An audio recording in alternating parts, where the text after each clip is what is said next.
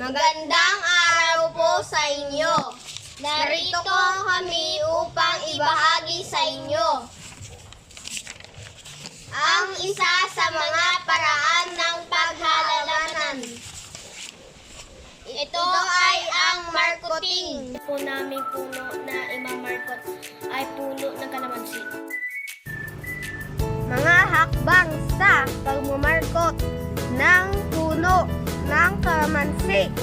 Ihanda ang mga sumusunod na kagamitan. Una, kutsilyo o cutter. Pangalawa, supot o plastic. Pangatlo, taling straw. Pangapat, upang basa.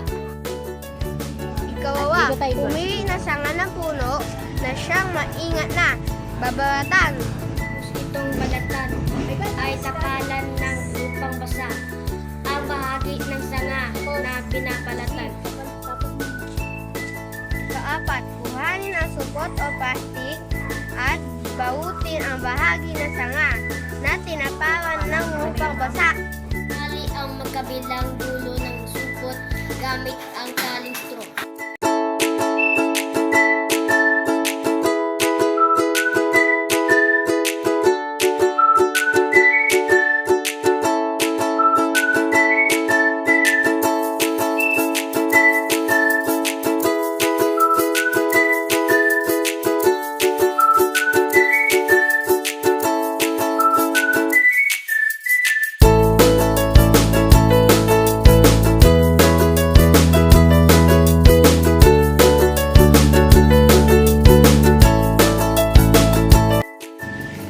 Kaanim, digang tuwina ang bahaging minarkot upang manatiling basa. Huling hakbang.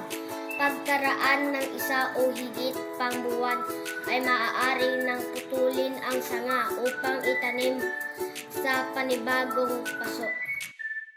Maraming salamat po sa iyo